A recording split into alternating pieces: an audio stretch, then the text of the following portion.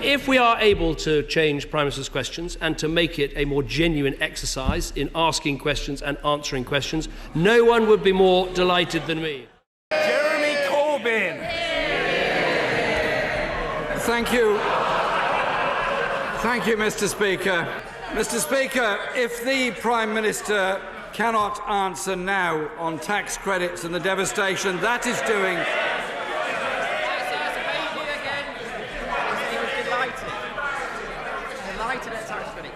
Thank you. And the Jeremy Corbyn. Thank you, Mr. Speaker. I want to start, Mr. Speaker, by expressing the horror of all those on this side of the House at the events in Paris on Friday evening.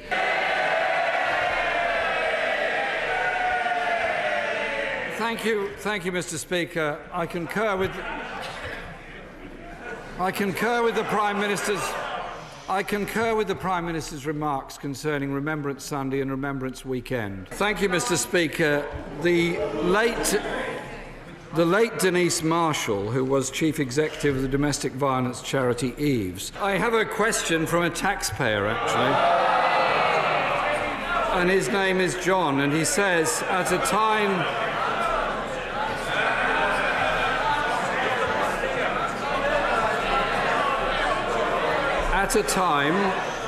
and he says, Mr. Speaker, last week I asked the Prime Minister the same question 6 times, Mr. Speaker, and he couldn't answer. He's now had a week to think about it.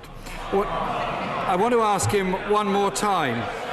Can he guarantee that next April nobody is going to be worse off as a result of cuts to working tax credits? It would be very nice if the Prime Minister actually answered the question I asked.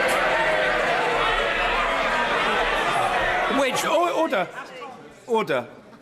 These proceedings should be conducted in a seemly way, and chuntering from a sedentary position from either front bench is not helpful. Remain calm. Be as good as you can be. Jeremy Corbyn. Thank you, Mr. Speaker. I'm totally calm, I assure you, and I don't intend to engage in any chuntering. Now, if he wants to spend the next 5 questions asking it all over again, I'm sure he'll find that it is very entertaining and interesting. How it fits with the new politics, I'm not quite sure. But over to you. Mr. Speaker, this isn't about entertainment. This is about...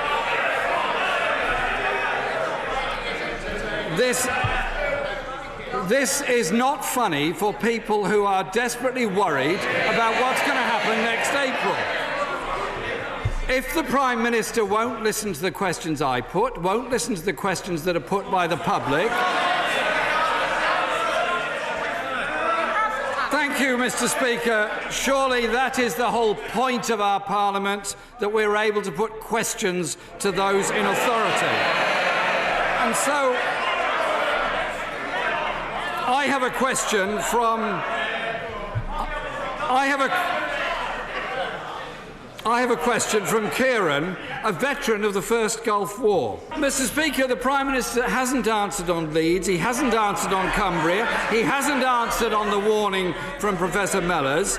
Like him, last week I met people in York who had been affected by flooding. And I met a young couple, Chris and Victoria, whose home had been flooded over Christmas. It wasn't very funny for them.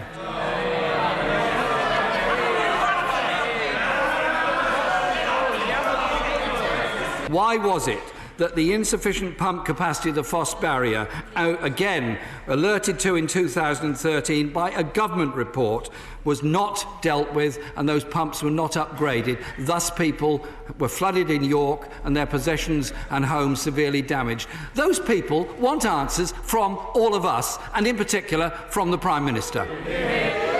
I give you an example. A serving soldier, a private in the army with 2 children and a partner, would lose over £2,000 next April. I ask a question.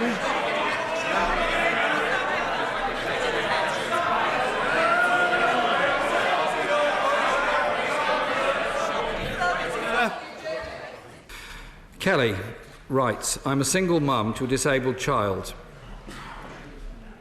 I work 40.5 hours each week. Jeremy Corbyn! Thank you, Mr. Speaker. Thank you, Mr. Speaker. It's nice to get such a warm welcome.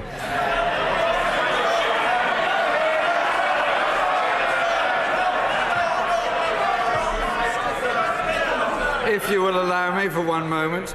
The list is up by a third. There are now 3.5 million people waiting for treatment in the NHS. If this party can't match its actions by its words, then I put this to him. Will he just get real? The NHS is in a problem. It's in a problem of deficits in many hospitals. It's in a problem of waiting lists. It's in a problem of the financial crisis that's being faced with so many others. Can he now address that issue and ensure that everyone in this country can rely on the NHS, which is surely the jewel in all of our crowns? There's not such joy in Port Talbot and other places that have lost steel jobs, and they want a government that's prepared to support their industries.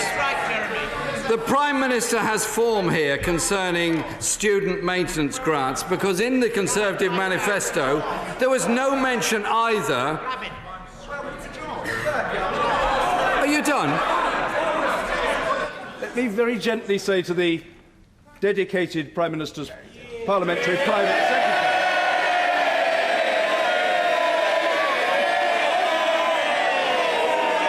Calm yourself, man.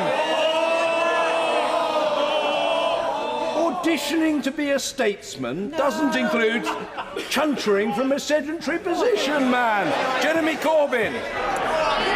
Thank you, Mr. Speaker. As I was saying, the Prime Minister has form here, because there was no mention of tax credit cuts in the manifesto either. Jeremy Corbyn!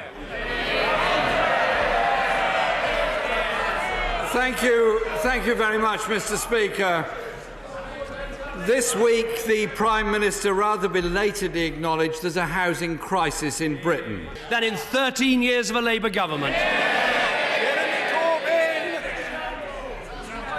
Well, Mr. Speaker, he hasn't clearly thought this thing through very carefully, because in every estate that he announces he wishes to bulldoze will include tenants and people that have bought their homes under right to buy. The Prime Minister